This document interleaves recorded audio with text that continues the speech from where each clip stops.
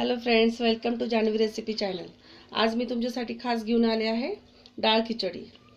तर त्यासाठी लागणारं साहित्य सगळ्यात पहिल्यांदा आपण जसं वरण भात शिजवून घेतो तसा मी वरण भात शिजवून घेतला आहे।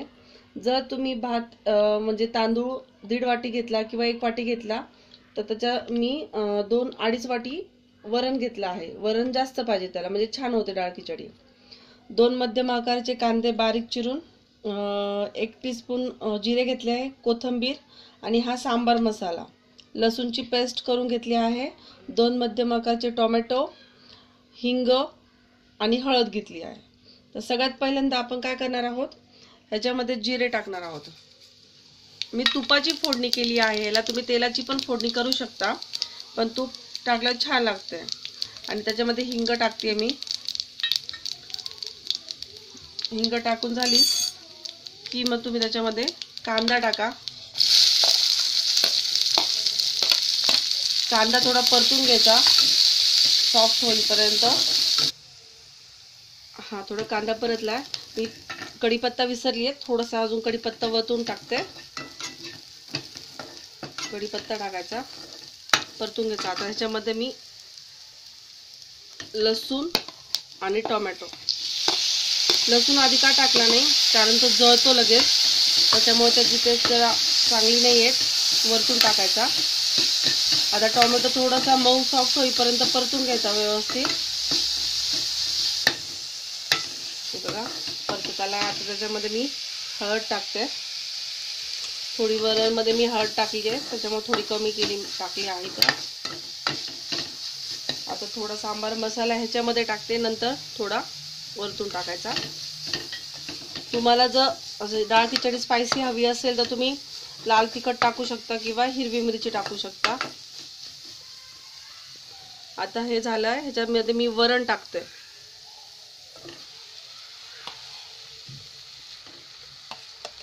आधी व्यवस्थित वरण टाकून घ्यायचं।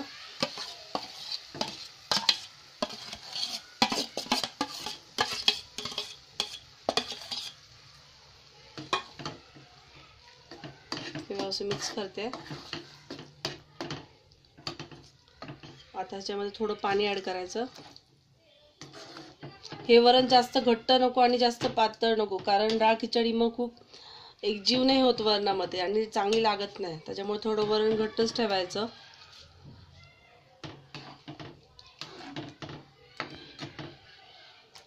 अशा प्रकारे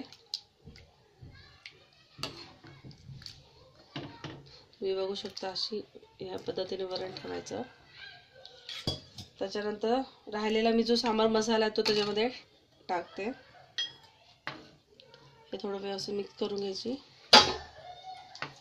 आता ह्याच्यामध्ये मी मीठ टाकते, चवीनुसार मीठ टाकायचं।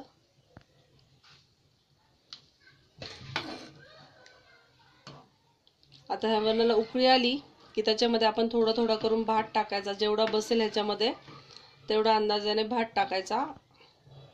मी याला उकळी येऊन देते थोडी।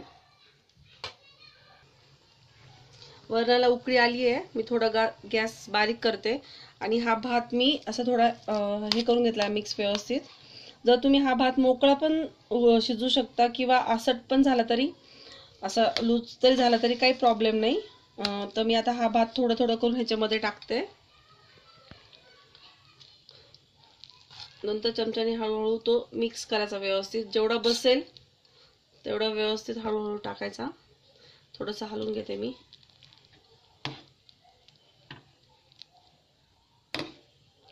अशा प्रकारे मिक्स करून घ्यायचा तो।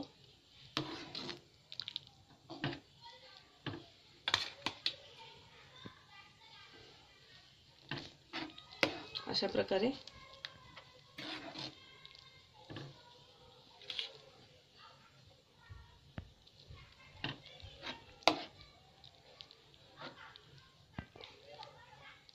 ही डाळ खिचडी खायला खूप छान लागते आणि लहान मुलं तर आवडीने खातात।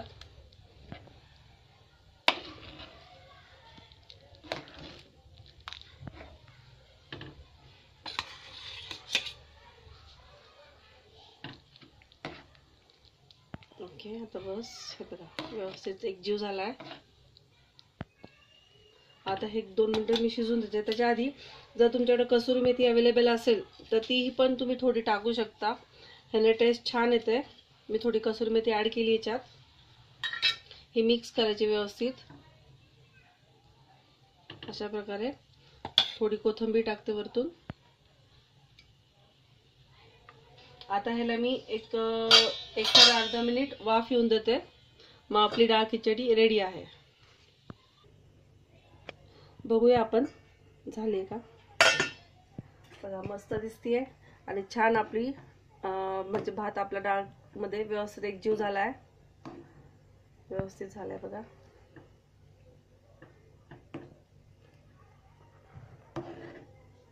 अशा प्रकारे ही डाळ खिचडी थोडी पातळच असते, जास्त घट्ट नाही होऊन द्यायची, कारण अशी छान लागते ती. चालेल, मी आता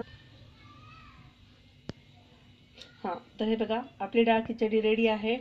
मस्त कैरीचं लोणचं ताजं आणि पापड. आता त्याच्यासोबत मी वरतून एक थोडंसं तूप टाकते, अजून मस्त लागते ही. तूप भरपूर टाकायचं म्हणजे डाळ खिचडी खूप छान लागते. थोडीशी कोथिंबीर. रेडी आहे आपली डाळ खिचडी. तर तुम्हाला जर माझी रेसिपी आवडली असेल तर लाईक, शेअर, सबस्क्राईब करायला विसरू नका. बाजूलाच बेल आयकॉन आहे त्यावर क्लिक करा. थँक्यू.